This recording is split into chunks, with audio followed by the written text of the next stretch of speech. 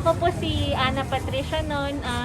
Ako lang po yung nag-set up na community pantry, pero community effort naman po ito. Pero kung buong community din nagtulong-tulong, masusustain siya, hindi imposible. Mabuhay! My name is Nicole Garcia Rebellion. I'm Jency Jasmine Maestrado. I am Chonsi Arzel Ruano. I'm Tashana Faye Rivera.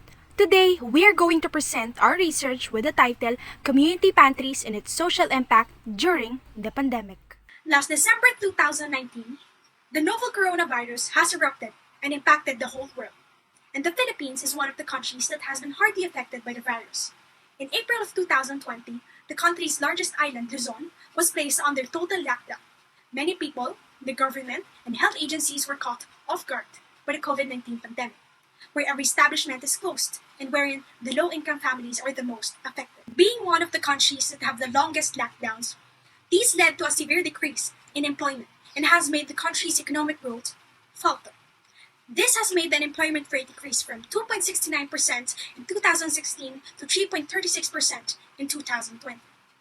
While the inflation rate also rose higher from 2.5% in January 2017 to 4.1% in June of 2021. As such, if most of the citizens are unemployed, they will not be able to provide for the needs of their families, particularly in this time of pandemic. Thus, it led the Filipinos to call for financial support. Due to the regression of the Philippines economy, the administration issued an act providing to respond and recover its resources, enacted in March 2020 by the Senate and House of Representatives of the Philippines, entitled Bayanihan to Heal as One Act, or officially designated as Republic Act No. 11469, which grants the President of the country additional power to effectively seize the spread of the virus. Last April to May 2020, the government gave 5,000 to 8,000 pesos to each indigent family. And in August 2021, the third tranche was also released with the amount of 1,000 pesos per low-income individual and 4,000 pesos for every low-income family. However, unlike any other country like the USA that was able to provide stimulus checks which amounted to $600 to $1,400 to eligible citizens or residents of the country, not everyone was qualified and was able to receive the financial support given by the Philippine government. Also, the amount given was deemed insufficient since the market price of basic goods is also rising. Since the Social Amelioration Program was unable to provide much needed assistance, the Filipino people started a voluntary movement recognized as Community Pantry. The first community pantry was organized by a Filipino entrepreneur named Ana Patricia Non. Non started this project out of compassion for those who would be most affected by pandemic. She initiated her pantry in her neighborhood, which is in Maginhawa Street in Quezon City, with just a bamboo cart full of free food for people in need and 2 cardboard signs that said, "Magbigay ayon sa kakayahan, kumuha batay sa pangangailangan." Since then, many Filipinos were inspired by the idea and have started their own community pantry in their neighborhood. The concept of a community pantry is not new. Prior to community pantries, there were food banks in various regions of the world, such as the United States. However, a community pantry is more than simply a food bank. It is also kind of a mutual aid, since it operates on the principle of people giving what they can and getting what they need, which is also similar to the pantry's motto. Furthermore, the phrase community pantry was formed from the words community, which refers to the people who require assistance, and pantry, which refers to the goods or necessities that are provided. And in this time of crisis, the community pantry is a testament to the Filipino custom of bayanihan, as well as a show of solidarity with the unprivileged and suffering. Bayanihan is an act of voluntarism, derived from the root word bayani, which means hero. It is evident in community pantries because we see community pantry organizers as heroes, since they aid people without expecting anything in return. As a result, the objective of the study is to describe the experiences of the community pantry organization that joined the movement. This study aimed to describe the social impact of community pantries during the pandemic. Specifically, it sought to determine the motivation of community pantry organizers in Central Luzon and Metro Manila. Second is to distinguish the difficulties or challenges encountered by the community pantry organizers. Lastly, identify the perception of community pantry organizers with regards to the sustainability of community pantries, food banks, or mutual aid in the Philippines.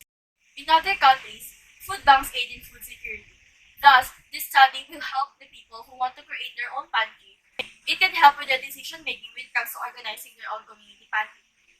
Since this is a relatively new phenomenon, literature regarding the subject matter is limited.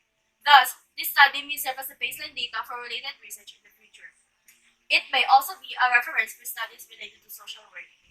This study will shed some light as to the positive impacts of community pantry in society, which include its benefits to the community and the country's economy. Lastly, since the community pantry is a voluntary work unlike charities or non-government organizations who receive tax relief, this study may serve as a basis for the creation of policies intending to protect and encourage volunteers and organizers of a community pantry. The study's respondents were limited to community pantry organizers from Metro Manila and Central Luzon. The community pantry is active from April 14, 2021 up to the present. As this was a phenomenological inquiry, the researchers sought to identify the motivation, thoughts, and challenges on the sustainability of community pantry in the Philippines. In the data collection process, the following has been done. First, the researchers have identified several respondents, and this was the community pantry organizers from Metro Manila and Central Luzon. After identifying the potential respondents, the researchers sent an invitation for a focus group discussion to 14 community pantry organizers in Central Luzon and 12 community pantry organizers from Metro Manila. And in collecting the data, the researchers conducted a focus group discussion with 3 participants.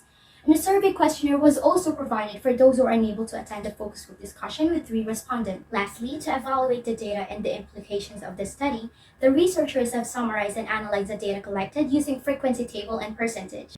Here is the summary of findings and implications by the researchers. The first is about the motivation of community pantry organizers to start their own community pantry. Based on the results of the findings, the organizers' motivation to start their own food banks or so-called community pantries in their respective areas were mainly influenced by the Maginhawa Community Pantry.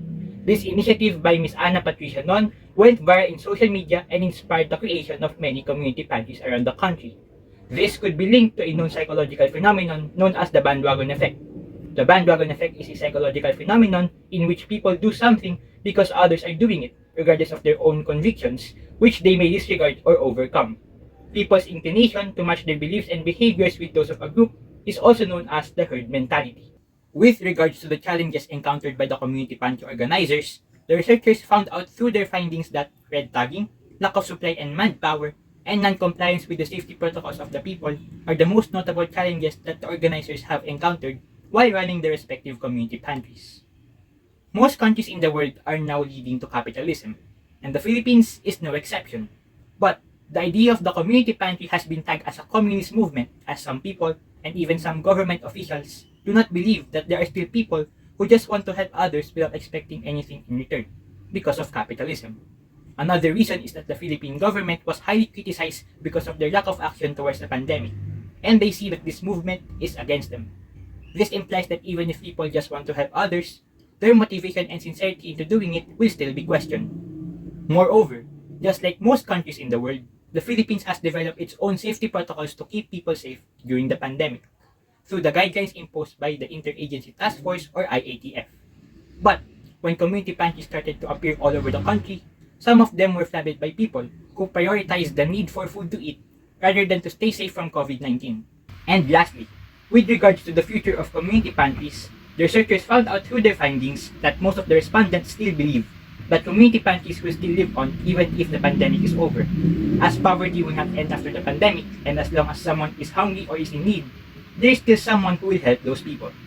The researchers see that the objective of the community pantry is somehow similar with the 17 Sustainable Development Goals set up by the United Nations General Assembly in 2015, particularly the need to end poverty and hunger and to make cities and human settlements inclusive, safe, resilient, and sustainable.